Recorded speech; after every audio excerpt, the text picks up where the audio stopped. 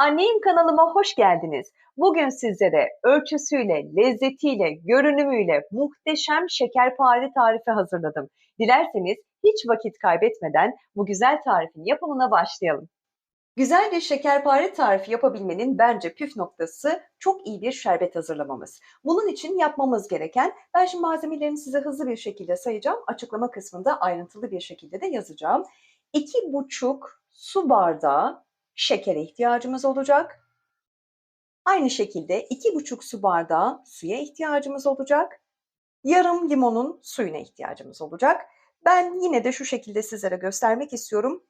Bardağımın ölçüsü bu 200 mililitreye denk geliyor. Bununla dolu dolu 2,5 su bardağı şeker ve 2,5 su bardağı su. Eğer biraz tatlı seviyorsanız bu oranı 3'e çıkarabilirsiniz. O zaman 3 su bardağı şeker, 3 su bardağı su. Yani şeker ve su oranı aynı ölçüde olmak zorunda. Öncelikli olarak şerbetimizi yaparak başlayacağız. Çünkü şerbetimizin birazcık soğuması gerekecek. Tatlımız sıcak. Buradaki en önemli püf noktası tatlımız sıcak, şerbetimizin ise soğuk olması gerekecek. Dolayısıyla da ilk olarak şerbet yapımıyla tatlımızın yapımına başlayalım. Ocağımızın altını açalım. Ölçümüz buydu. Bir kez daha hatırlatalım. 2,5 su bardağı iyi suyumuzu tenceremize alalım.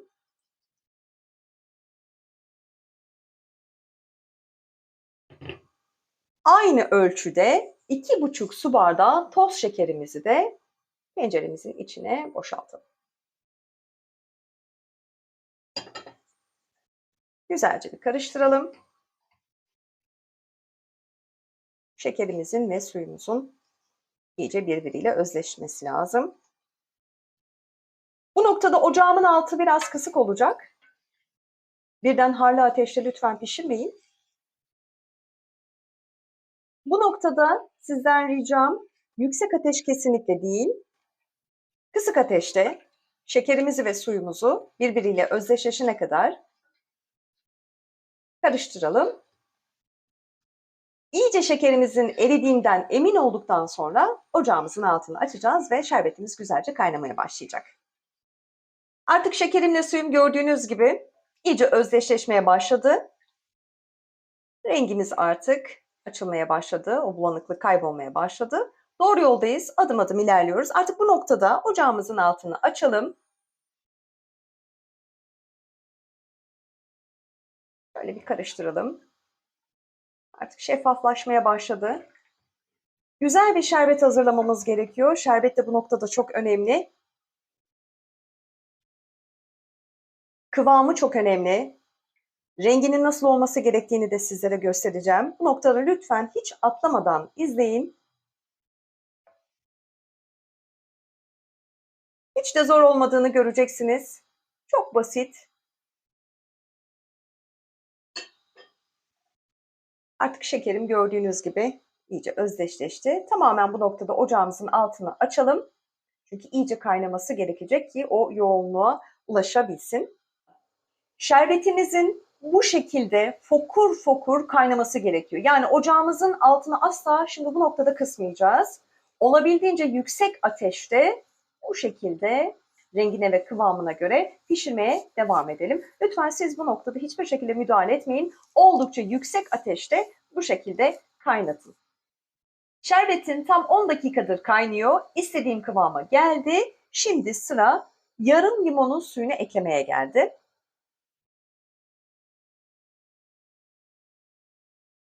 Hemen bir karıştıralım. Gördüğünüz limonumuzu ekler eklemez nasıl güzel bir renk aldı. Yapmamız gereken işlem ocağımızın altını en kısa alacağız. Bu çok önemli. Yaklaşık bir 10 dakikada bu şekilde pişmesini sağlayacağız. Kaynayan şerbetimize biliyorsunuz yarım limonun suyunu sıkmıştık ve altını kısık ateşe alıp 10 dakika iyice kaynaması ve özdeşleşmesi için bıraktık. Şimdi bir kontrol edelim. Şerbetim renk açısından ve kıvam açısından olmuştur. Bu noktada ocağımızın altını tamamen kapatalım. Şerbetimizin iyice soğuması için bir kenara alalım. Biz de bu arada güzel şekerparemizin artık hamurunu yoğurmaya başlayalım. Şekerpare hamurumuzun tarifi için malzemelerimizi ben şimdi sizlere hızlı bir şekilde sayacağım. Açıklama kısmında da ayrıntılı bir şekilde yazıyor olacağım. Yarım çay bardağı ayçiçek yağına ihtiyacımız olacak. Hepsi aynı ölçüde, dikkatinizi çekerim. İrmik yarım çay bardağı, pudra şekeri de yine aynı şekilde yarım çay bardağı olacak. Buradaki nokta çok önemli. Ayçiçek yağı, irmik ve pudra şekerinin ölçüleri aynı oranda olacak. Kullandığım bardak ölçüm 125 mililitre, yarım ölçek olacak. Vanilyam var, kabartma tozum var. Bu nokta yine önemli. 2 tane yumurta kullanacağım. Bir tam yumurta. İkinci yumurtanın beyazını aynı şekilde bir tam yumurtanın içine dahil edeceğim. Üzeri içinse sarısını ayrı yere ayıracağım. Yine önemli bir püf noktamız, 125 gram oda sıcaklığında bir tereyağına ihtiyacımız olacak. Ölçü olarak kullandığınız un miktarı değişeceği için her zaman söylüyorum, kontrollü bir şekilde koymanızda fayda var. Benim bu tarifim için yine aynı şekilde bu kullanmış olduğum 125 mililitrelik çay bardağı ölçüsünde 5-5,5 çay bardağına denk gelen un ilavesiyle harika bir şekilde şekerpare yapımımıza başlayalım istiyorum. Malzemelerimizi hızlı bir şekilde sizle paylaştım. Şimdi dilerseniz artık yapımımıza başlayalım. İlk olarak 125 gram oda sıcaklığındaki tereyağımı kabımın içine alıyorum. Sırasıyla yağımı alıyorum.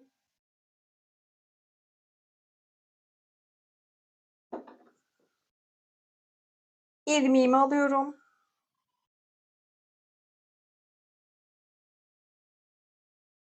Pudra şekerimi de ilave ediyorum.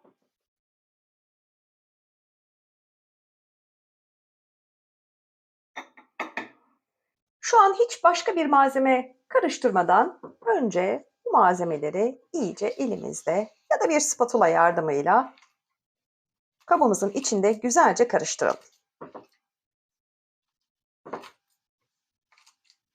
Bu tarz şerbetli tatlılar özellikle bizim Türk mutfağının güzel ve özel lezzetlerindendir, tatlarındandır.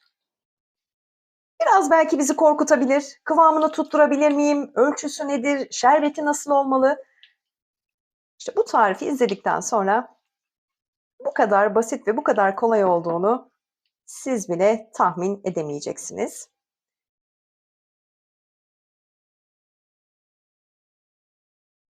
Bir tam yumurtam ve ikinci yumurtamın beyazını şimdi ilave ediyorum.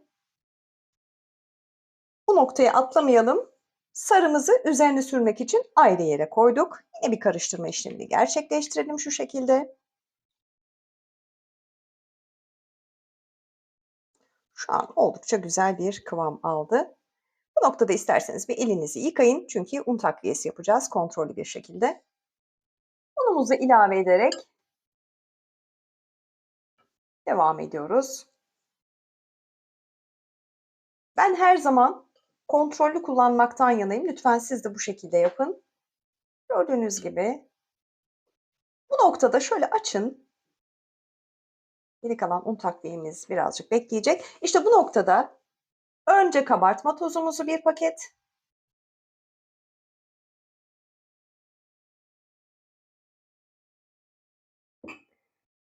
aynı şekilde bir paket vanilyamızı da bu aşamada ekleyelim. Şimdi geri kalan unumuzu yine kontrollü bir şekilde üstünü kapatıp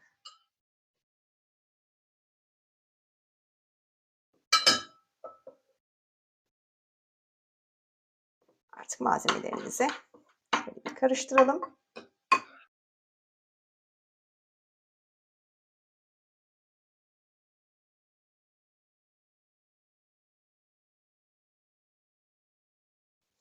Kalan unumuzu da yine yavaş yavaş kontrollü bir şekilde hamurumuza ilave edelim. Birazcık daha ister. Şimdi bunu anlamanın en kolay yolu tabii ki elimizle güzelce hamurumuzu yoğurmak olacak.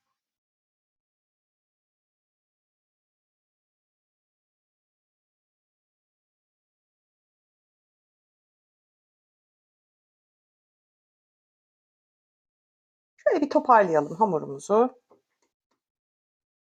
Şu şekilde bir yapın bakalım. Küçük bir parça alalım elimize, bir test edelim. Eğer elimizde şu şekilde yapılabiliyorsa hamur, gördüğünüz gibi yumuşaklığı, kıvamı, ele yapışmayan, çok sert değil ama çok yumuşak da olmayan bir hamur elde etmeye başlamışız demektir. Çok azıcık bir un takviyesi daha. Lütfen bu noktada çok kontrollü olun.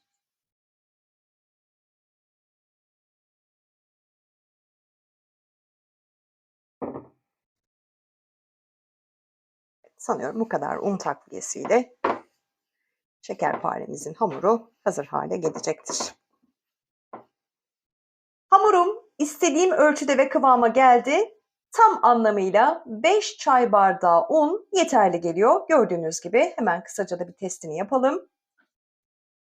Gördüğünüz hamurum asla sert bir hamur değil, ele yapışan bir hamur değil. Olması gereken kıvam işte bu. Tepsimizi aldık. Şimdi sırada şekerparelerimize şekil vermeye geldi. Tepsimizin dibine asla yağlı kağıt koymayacağız. Çünkü fırından çıkar çıkmaz şerbetini dökeceğimiz için yağlı kağıda ihtiyacımız yok. Şöyle parçalar kopartacağız. Daha yakından göstereyim size. Şekerpare tarifini vereceğiz. İsterseniz yuvarlak yapıp ortasına bir tane fındık da koyabilirsiniz. Ama ben evimde bu şekilde tercih ediyorum. Kenarlarını bu şekilde toplayıp orta parmağınız ve işaret parmağınızı şöyle bastırıp bu şekilde şeklinizi verip tepsiye diziyoruz. Aynı ölçülerde gördüğünüz gibi şöyle bir tutam alıp az bir şey daha üzerine ilave edip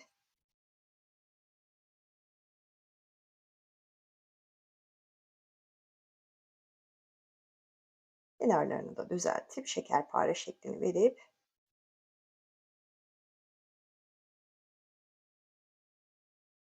aralıklı aralıklı tepsimize dizelim.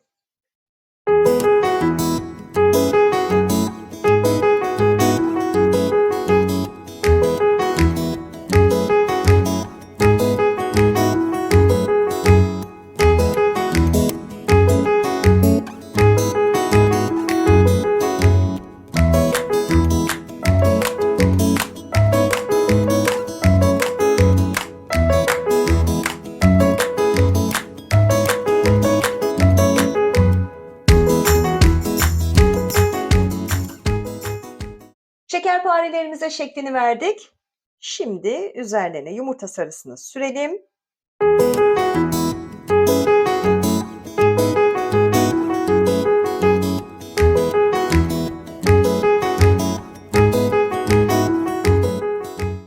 Son bir dokunuş daha yapalım.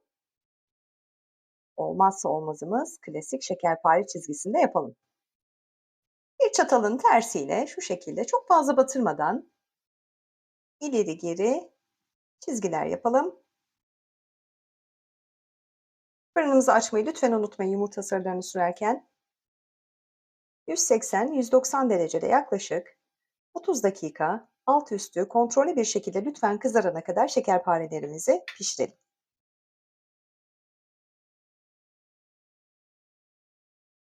Şekerparelerim harika görünüyor. Şimdi onları fırına vereceğiz. Yaklaşık 30 dakika dediğim gibi 180-190 derece fırında alt üst kızarana kadar pişireceğiz. Şekerparemiz fırından çıktı. Burası çok önemli. Hemen fırından çıkar çıkmaz sıcak sıcak artık soğumuş olan şerbetimizi şu sesi duymanız lazım. Bu sesi duyuyorsanız her adımını doğru yapmışsınız demektir. O kadar güzel çekiyor ki şu an şerbetini.